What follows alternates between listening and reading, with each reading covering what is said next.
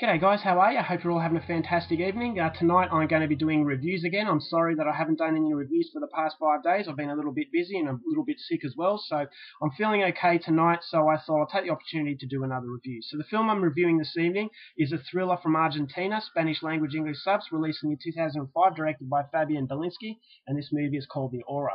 Now, the Aura's main character is a taxidermy. Now, this taxidermy is very lonely. He decides to keep himself shut away from the outside world because of some problems that he has. He is prone to epileptic seizures, and he is very conscious of this, and he decides that stuffing animals as a taxidermist is the best way to live his life. So it's a very lonely and secluded existence, but he seems to be comfortable in it. So in his spare time, he likes to fantasize about the perfect crime, in basically robbing a bank and getting away with it. So he really doesn't have the courage to go through with his plan, but he tells his work colleague about it, and his work colleague is a little bit freaked out by this. You know, it's not really something a normal person would be thinking, but he just learns to accept that this taxidermy is a little bit strange. So one day, the work colleague decides to invite this taxidermy out on a hunting trip. Now, the taxidermy doesn't really like hunting animals, but he reluctantly accepts this offer in order to keep his work colleague happy. So they go on this hunting trip, and there is an accident that occurs involving the taxidermy and some other guy, who I'm not going to go into in detail because he's very critical to the story, but basically this accident results in the taxidermy taking on the responsibilities of this other guy. Now, he doesn't know exactly what these responsibilities are, but he knows that it will reward in a lot of money. So the taxidermy could really use this money, so he blindly goes into the responsibilities, and he finds himself associating with dangerous criminals who are planning to rob a bank. Not a bank, but an armoured vehicle. So this is an opportunity for the taxidermy to put his fantasies into reality, whether he likes it or not, because by the time he becomes associated with these criminals, it's already too late to back down. So the guy has found himself in a major predicament, and whether or not he gets himself out of it, that's something you're going to have to find out for yourself, because that's as far as I'm going with my synopsis.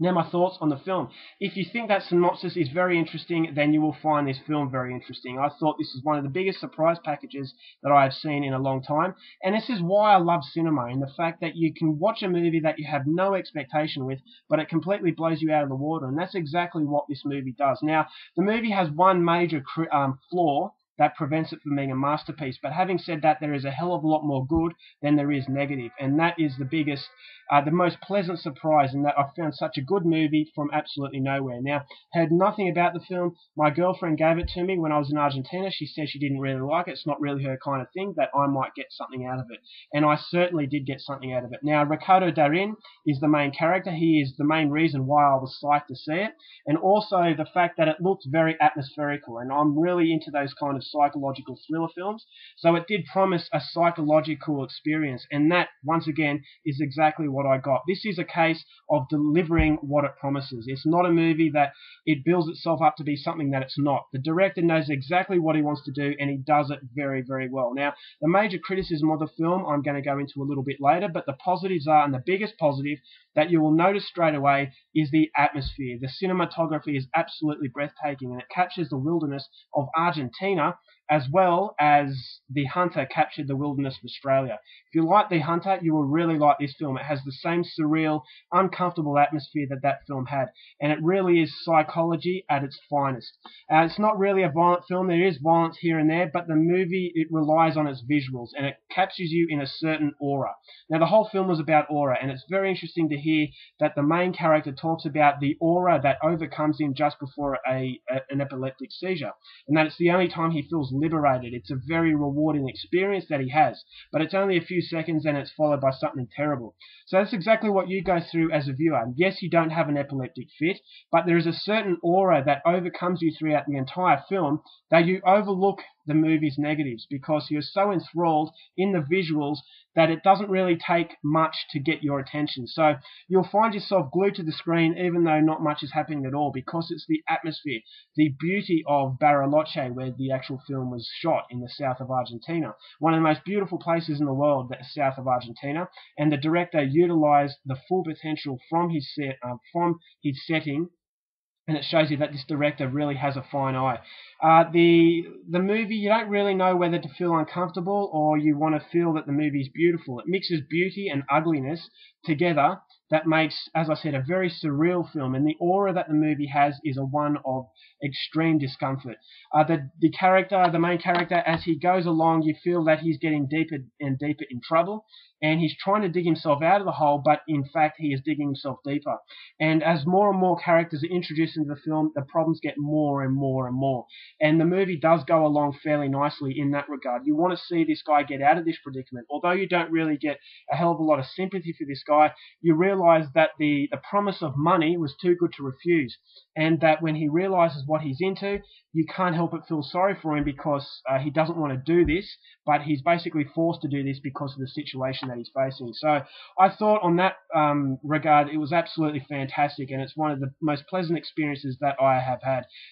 The cinematography was matched by the soundtrack. I thought the soundtrack was very haunting, and I thought the relationship between the main character and this dog that looked like a wolf, I thought that was really good too, and it was sort of a really weird connection because it felt like the dog was this guy's other half, that the dog knew what this guy was feeling, and that they were both alone in this world. And it's a very surreal experience, and it's one that is very hard to explain, so you're going to have to watch the film to really know what I mean. So at the end of the movie, I really liked the way that it unfolded. Although it doesn't rely on any twists, I thought it was very rewarding. My problem with the film now is the fact that, as I said, the movie has a kind of a thin storyline, and it's kind of distracted by the beauty of the film. But when you look at it and you look for something with a little bit of depth, it doesn't have a lot of depth. And that was the problem with the movie. A few times I reminded myself, not a lot's happening here. I kind of got lost in the visuals that I couldn't help but feel after certain points not a lot happened. The progression of the movie isn't quite as smooth as I would have liked it. It goes for 134 minutes, and I probably thought that was a little bit too long for the movie. And unfortunately, you do realize that it drags in some places. And although the director does his best at distracting you through the visuals, you can't help but feel that it's kind of dragging in some places. And unfortunately, that's what prevents it from being an absolute classic. But having said that, as far as visuals are concerned, as far as acting is concerned, absolutely fantastic. Ricardo Darín delivers another knockout performance in what was a very memorable experience. So if you're a fan of foreign cinema and Argentinian cinema in particular, this movie is definitely one that you have to grab. It's not so much a thriller of the traditional sense, it's more of a film that has an overall aura of discomfort. It's a very uncomfortable experience, and it's an experience that I would highly recommend you go out there and see for yourself. So overall, I'm giving this film 4 stars. I thought it was fantastic, but then, that flaw that it was kind of dragging in places held it back from being a perfect film. So overall, 4 stars for the Argentinian thriller, The Aura. Alright guys, it's my review. Hope you enjoyed it. Till next time, keep watching movies, and I'll see you later.